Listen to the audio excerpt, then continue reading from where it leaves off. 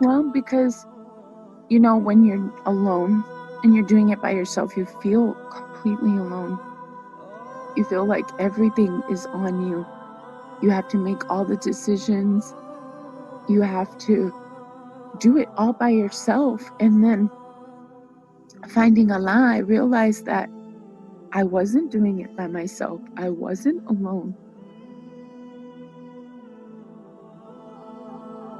Being raised in America, you have this status quo about being a Muslim and what that means, So I never even thought about going there,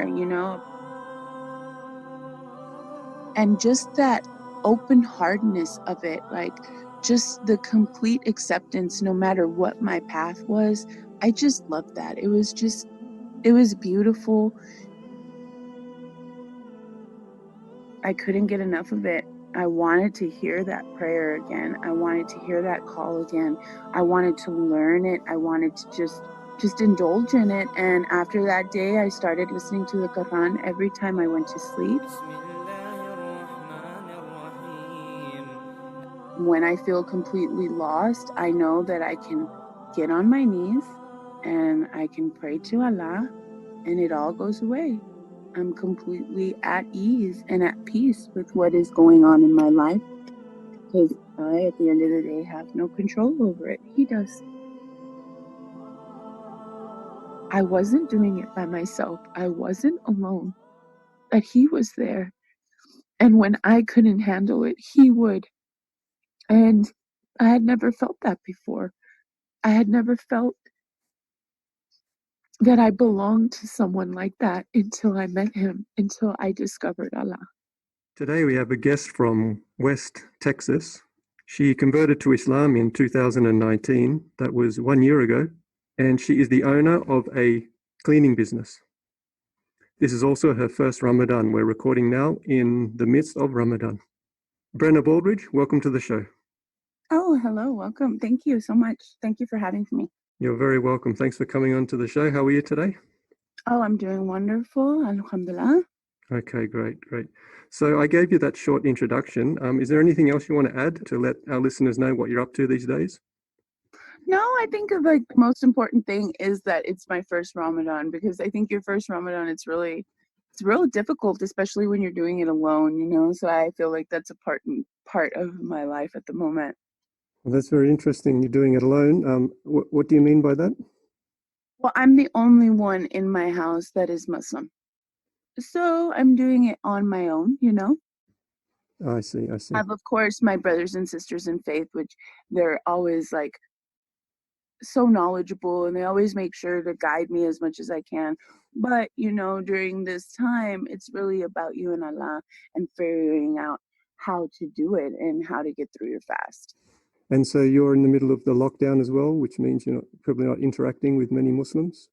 Yeah, no, we just opened up maybe a couple of days ago, but I don't know, everyone's saying that the cases have been on a rise since everyone opened up. So I've been just staying to myself, staying away from everybody.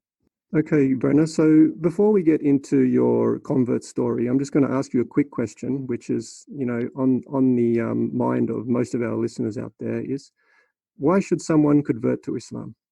Well, I think the reason why you should convert to Islam is because you want it. You are the reason why you decided to turn to it. It's a real hard faith to get close to. But once you get close to it, it feels like you're finally coming home. Like you finally found that one thing that makes sense. And if you're going to do it, you need to do it. You need to do it. You need to study everything. You need to learn as much as you can, because it's beautiful coming home, in my opinion. Okay, and you mentioned that the religion is hard to get close to. What do you mean by that? Well, I was born and raised Catholic, baptized. I went through all the schooling for it, Holy Communion, everything you could do for Catholicism. And as I grew up, I didn't like all the rules. I didn't like having to follow it. And I fell in love with worldly things. So I walked away from faith and I walked away from God. And when you do that, you learn about all kinds of different religions. Me, myself, theology is like one of my favorite topics in the whole wide world.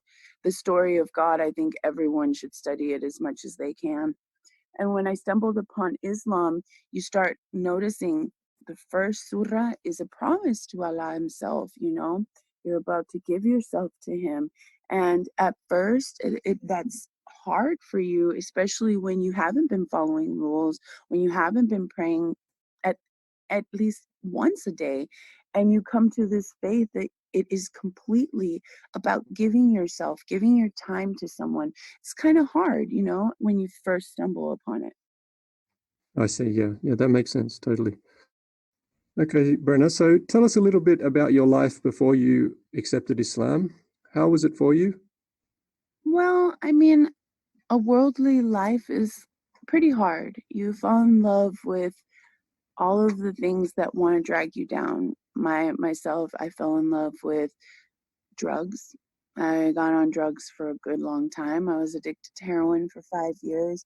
I went down this path that I had absolutely nobody.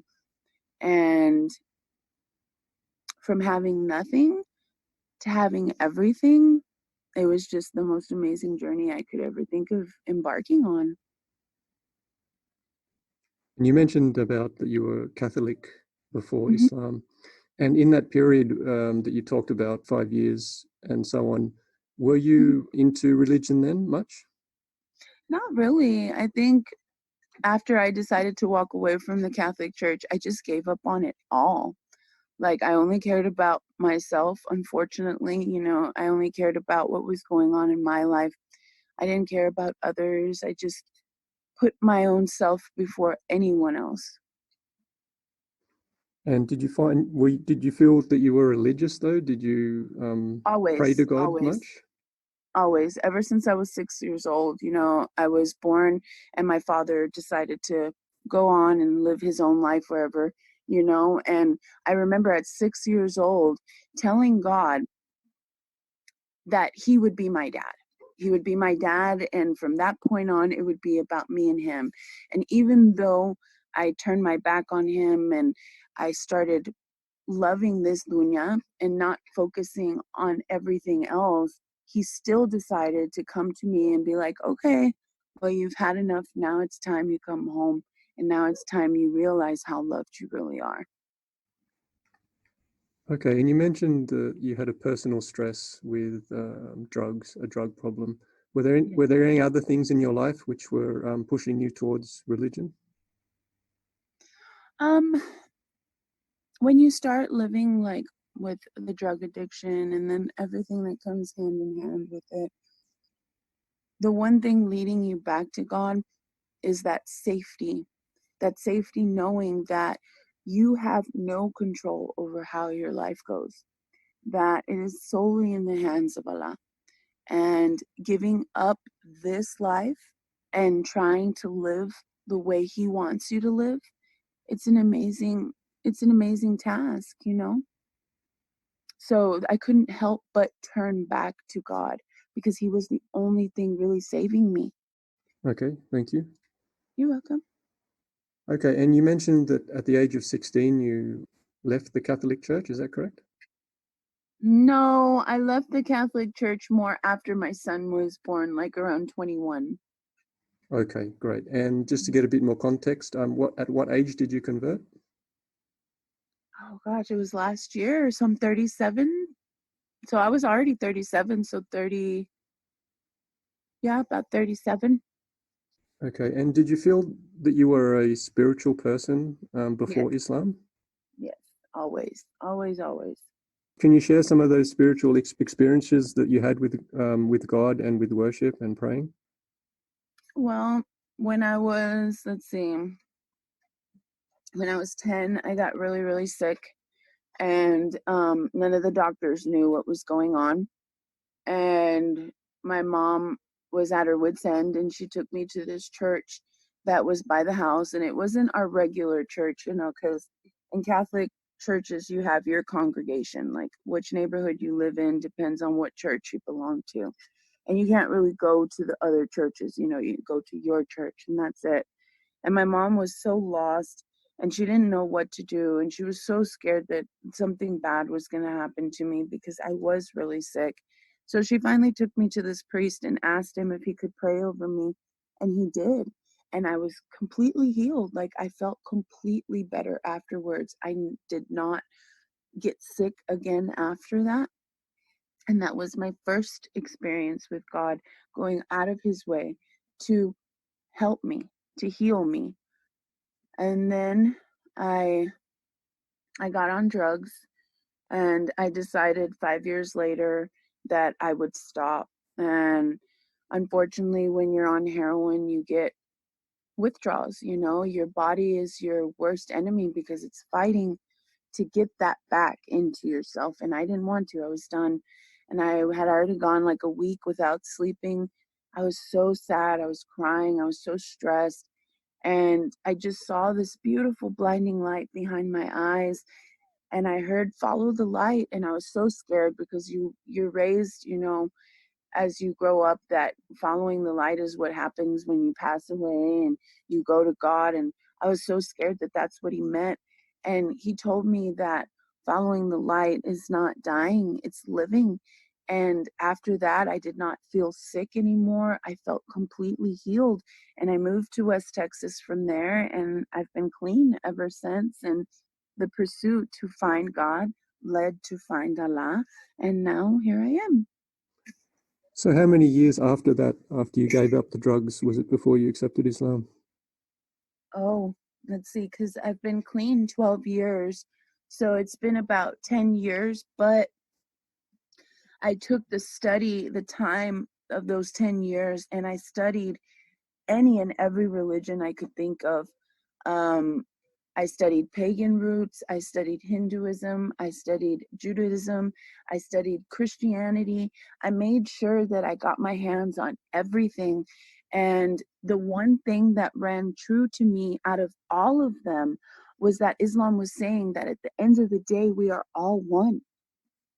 We all are one. And I loved that basis of it. I loved the fact that at the end of the day, we are all one. We are all praying to that one God, rather what we do to get to him.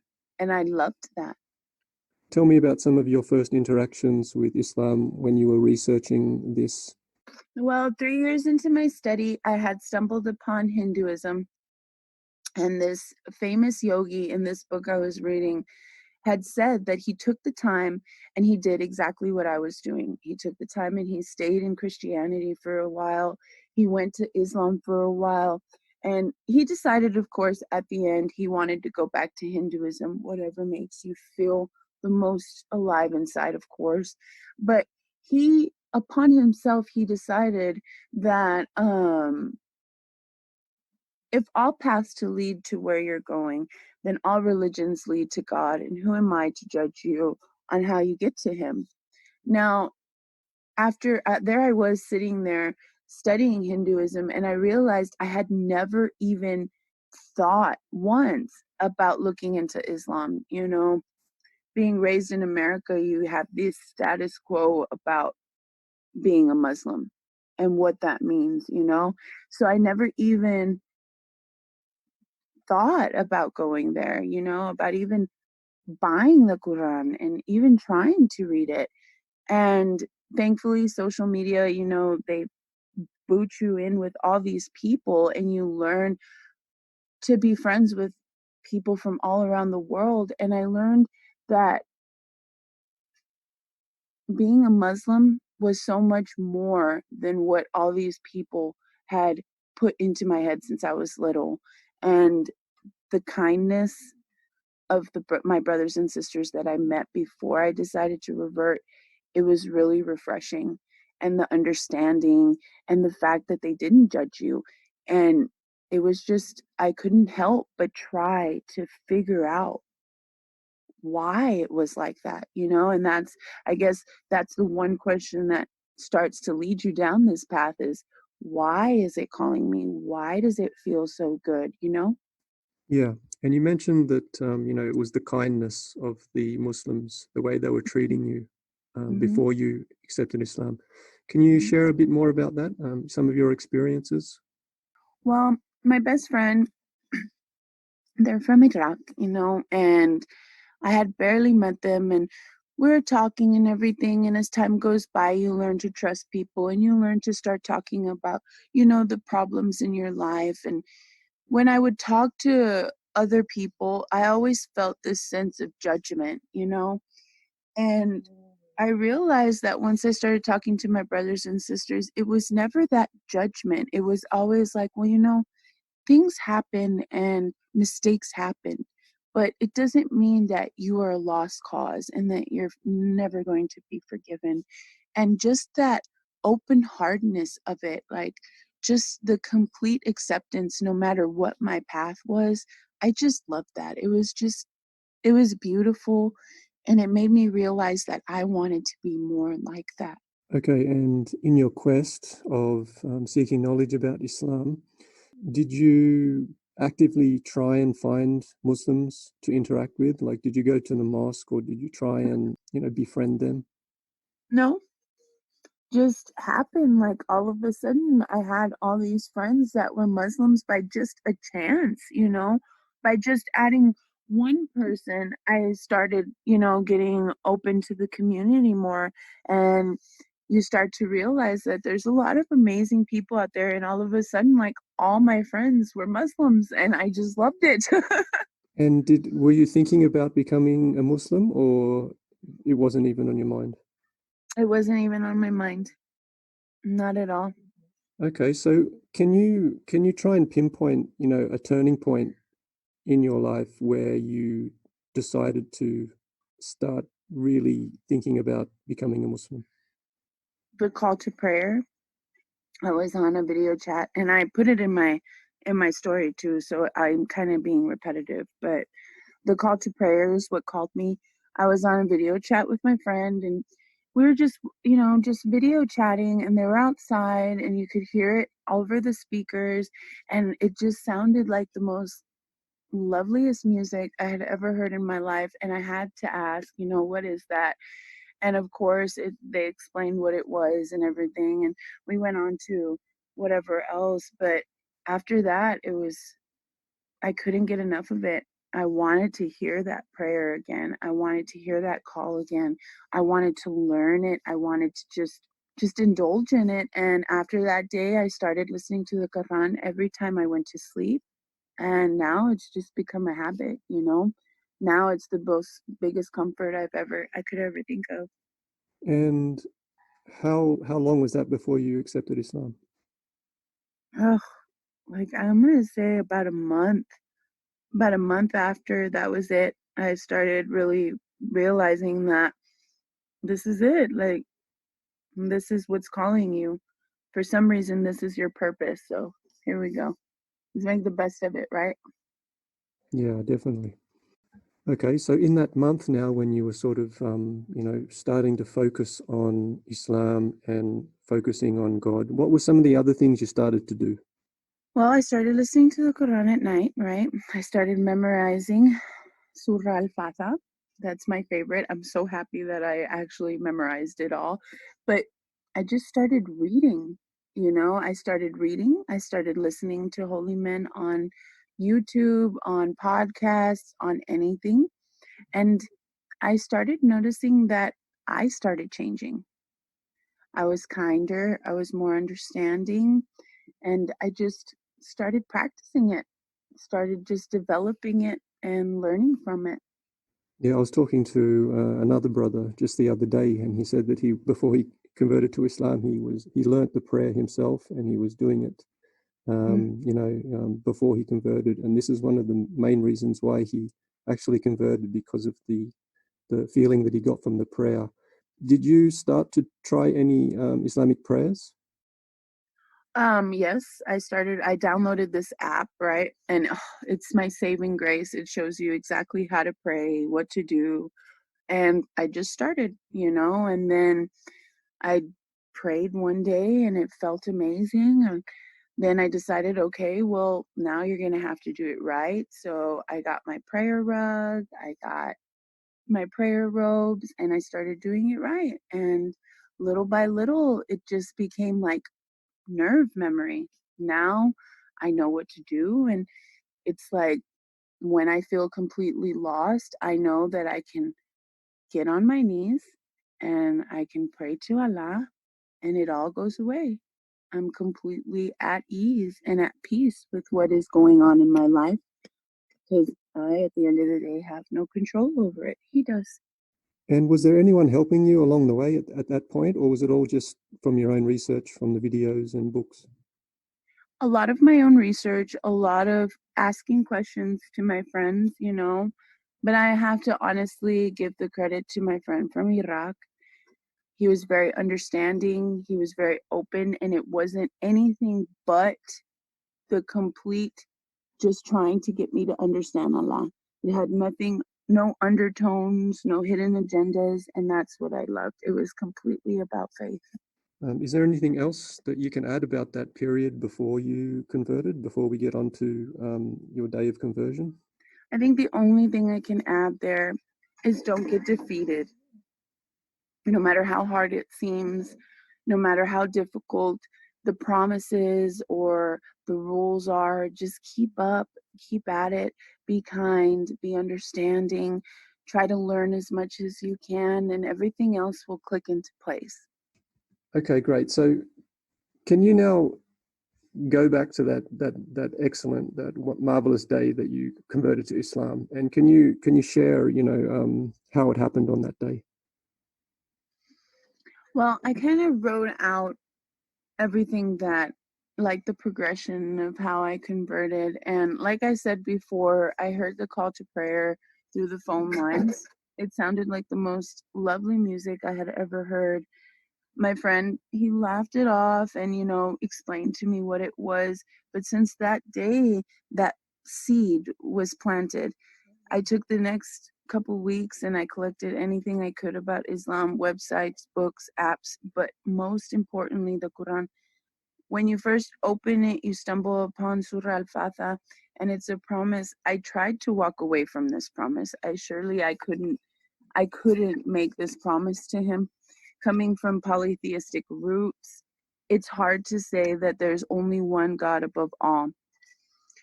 And honestly, it was one of the hardest promises I had to make. So I had to take this decision seriously, and this is what I really did. So I sat down and I did the best thing you could do. I studied everything I could get my hands on. The more I read, the more I realized it rang true. Alhamdulillah, I was saved. He chose me, the sinner, this lover of worldly things. He came to me, my heart blackened and bruised, and he breathed life into this lost soul. After that moment, I knew my path was the path to Islam. I fell to my knees and I gave myself to Allah. I think from that moment after I was completely changed, that day I realized I was protected, I was loved, and I was safe. Alhamdulillah, I was finally home. Yeah, that's beautiful. I really enjoyed that story. Thank you.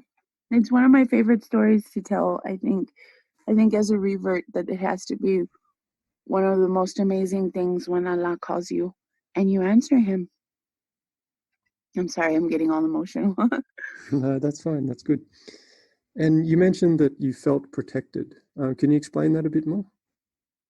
Well, because you know, when you're alone and you're doing it by yourself, you feel completely alone.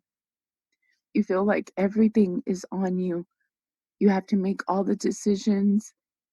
You have to do it all by yourself. And then finding Allah, I realized that I wasn't doing it by myself. I wasn't alone, that He was there.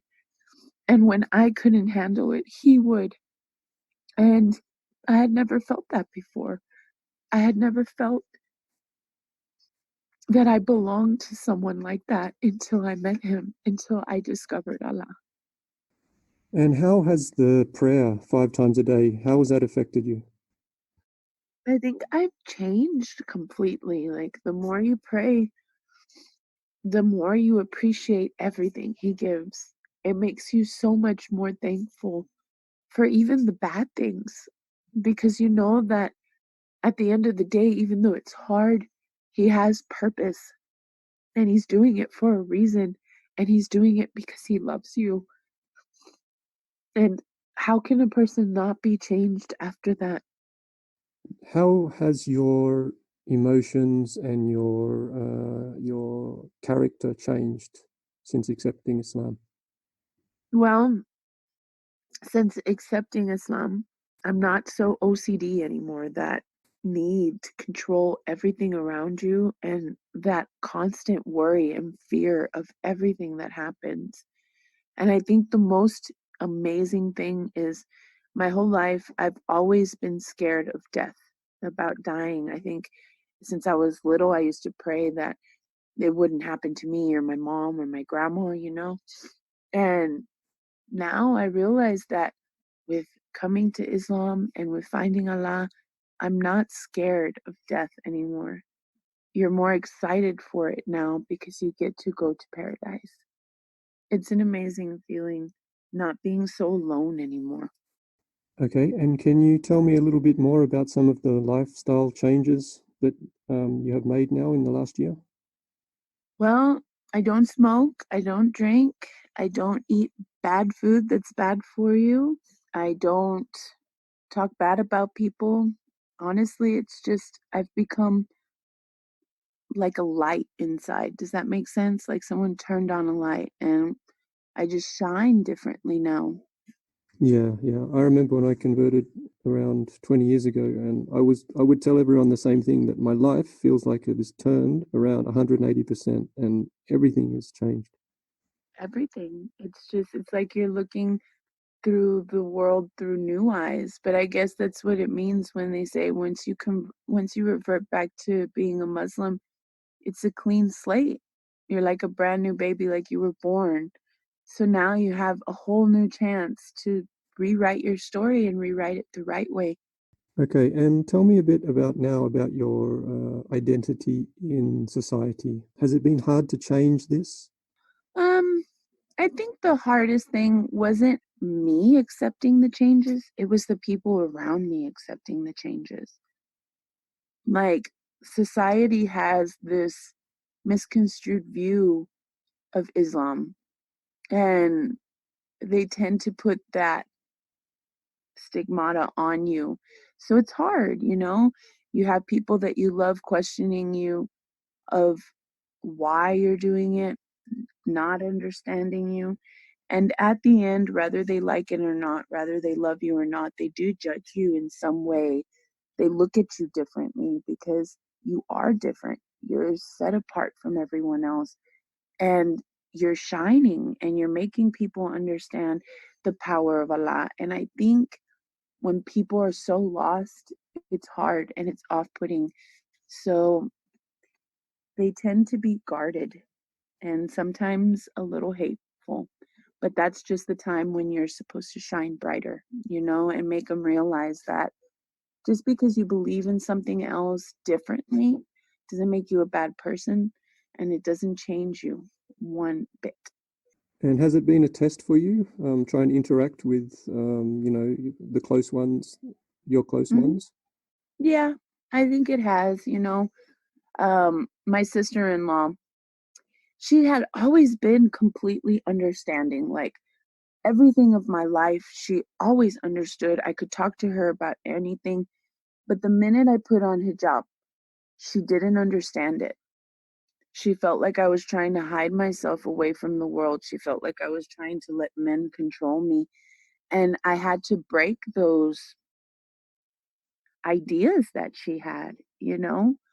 And it's hard to break those ideas and say, hey, just because I wear hijab, just because I pray 5 times a day, doesn't mean I'm any different.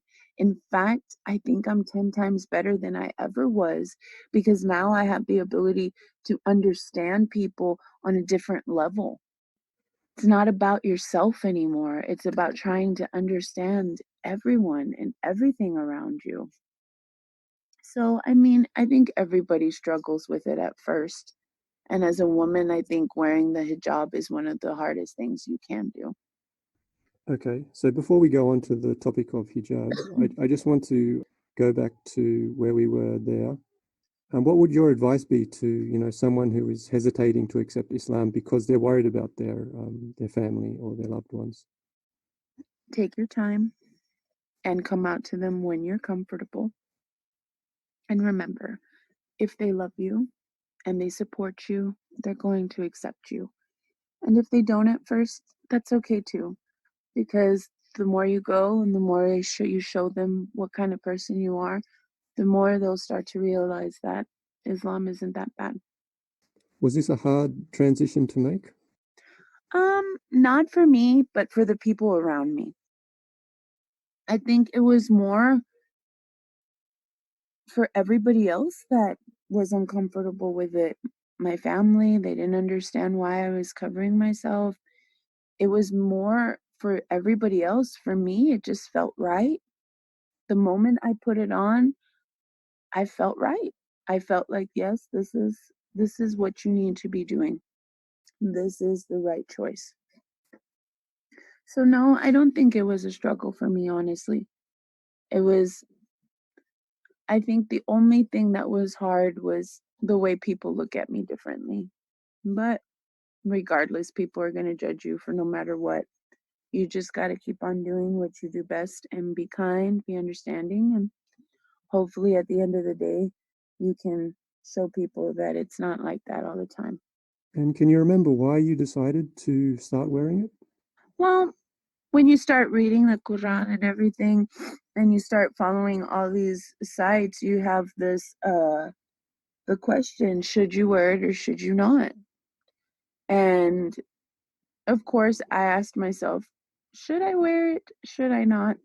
And I thought the only way I could really grasp if I wanted to do that was putting it on. And then when I put it on, I felt, I know this is, I shouldn't say it this way, but I felt more beautiful. I felt like covering myself was more of an empowerment to me, more something that I should be proud of because I wasn't worried about what I was wearing, what my hair looked like, what my makeup looked like. I was just worried about myself, about the way I thought, the way I believed. It didn't have to do with any other else's opinions but my own. Okay, and a little bit earlier you mentioned that you stopped smoking and Mhm. you were not drinking alcohol and you're not doing bad things like talking about other people. Were these hard to give up? Cigarette and smoking, no. I mean, smoking and drinking, it was not hard to give up. I think the most hardest thing to give up was gossiping. That one was really hard. Because you learn to like just sit there and gossip, and then when you get around your friends and that's what you do, you sit there and gossip about what's going on in the small town that you live in. And I think that one was the hardest for me to learn that what you say has power and you shouldn't be saying things just because you think them. Yeah, yeah, this is one thing that I've found, very liberating as well from everything Mhm. is saying whatever you want about someone, but actually stopping and thinking, is it the right thing to say? Mhm. Should I do that? Just because everyone else is talking about that person, should I just join in or should I be the different person and be like, look, let's try to understand it a little bit on their side? So I think it's just overall made me more understanding. I love it. I honestly do. Okay, and can you share any more health changes that you've felt in the last year? Well, I think when you start, like when you're not drinking, when you're not smoking, and you're eating good food, and you just feel healthier for it. Like, I'm not going to lie, giving up pork, I thought was going to be the hardest thing ever. But once I've given it up, I feel healthier for it. I don't know if that makes sense. I don't know. You gave up pork too, right? Yeah, I did. Did you feel healthier for it? Like cutting it out of your diet? I did. I started to lose weight. I started to feel better. Honestly, I can't remember. You can't, well, it's been a long time, huh? Okay, and are there any other lifestyle changes that you can share with us? Just the most important one, being a better person on the inside and on the outside. I think that's the most important one right there. Out of everything else, I found Allah and I learned how to become a better person. Okay, so can we talk about the day that you actually converted to Islam. Can you run through that day for us? Well, it was just a normal day. Everything was going fine, And I was in the kitchen and I had a bunch of statues, like Hinduism statues of like Ganesha and the different idols that they have. And I had a statue on it, and I'd been studying on it, and I knew that I needed to just put them away or give them away. I didn't need to have them out anymore, but I was struggling with that because when you start studying different religions, their God brings you comfort too. So it's hard to just walk away from God completely. And that's what it felt like. So I was really struggling with that. And I decided I was just going to take a break from it. I was going to take a break. I was going to try to refocus, reassess the feelings that I was feeling. And I heard a loud crash in my room. So I went to my room, and all those statues had fallen off the shelf that I had, and nothing else broke but the hands and feet of these statues. And for some reason, I knew right then and there it was Allah saying that I didn't have the choice to walk away, that I had already started this path. And that's the day I fell to my knees and I gave myself to Him. I completely gave myself to Him. I put away all of these little figurines and idols that I had, and I gave myself to Him completely. And since that day, I'm His and no one else above that. And it was the best day of my life. And is this something you did by yourself, or did you hmm go to the mosque and try and do a public announcement? No, I did it on my own, and then my friend from Iran had sent me the what I needed to say to give myself to Him. And I did it in the comfort of my own home, just me and Allah. And I'm sure as time progressed, I would like to go to a mosque and do it there. But for right now, this is what I had, and this is what I can do. Yeah, definitely. There's no need to actually do that anyway because you're already a Muslim. So, do you live in a small town or a big city? Are there many Muslims near you? I live in a small town outside of Lubbock. Now, Lubbock, we do have a bigger variety of Muslims. We have our own mosque and everything, but once COVID hit, they closed it. So I haven't really been going over there because it's closed. So, but we do have quite a large group in Lubbock, yes. But in Sundown, no. I think maybe a handful, and that's it. And we keep to ourselves. Okay. And do you feel like that you need this sort of connection with a Muslim community?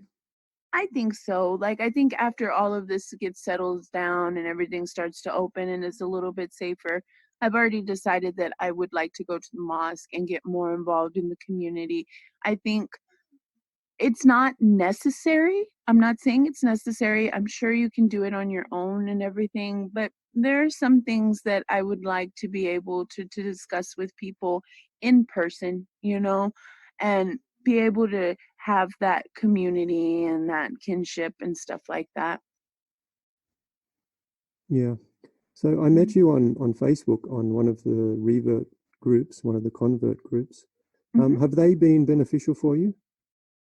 I love the articles they post, but I think with this, you have to go out and really look for your answers, and you just got to leave it in the hands of Allah and just focus on that. And when it's needed, the people that are there to guide you will come into your life. Allah will make sure of that.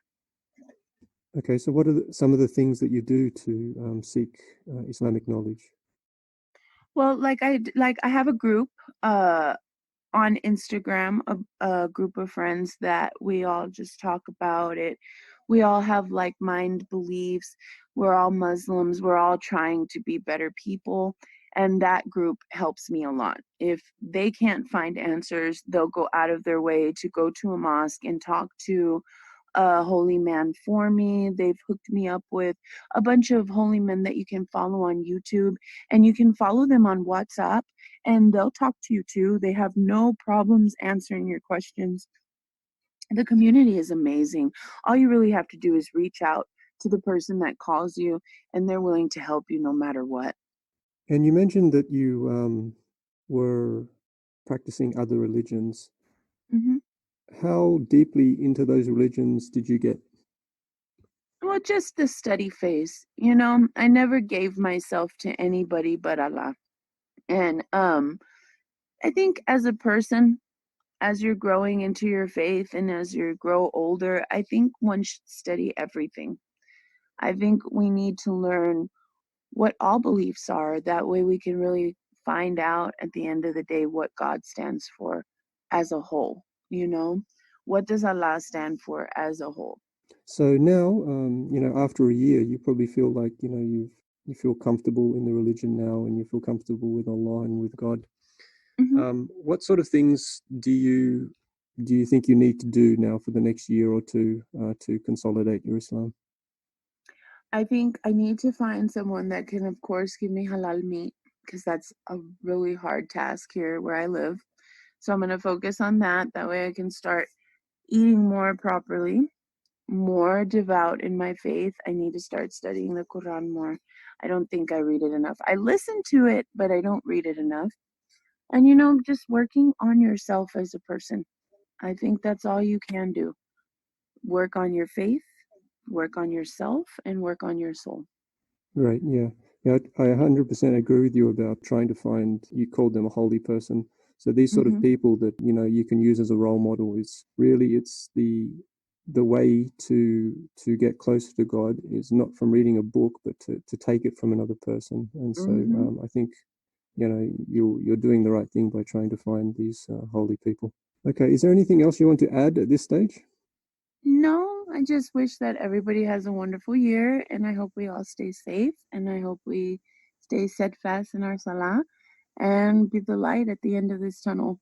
Okay, so it was a delight to hear your story, your convert story, and every story that I hear is really unique and amazing. So thank you so much for sharing that with us today. Well, thank you for giving me the opportunity to sit here and tell you about my story. It's one of my favorites to tell, so anytime. Yeah, yeah, thank you so much, and all the best to you, and also to all our listeners out there. May the peace of God and the blessings of God be upon you, and until we meet again.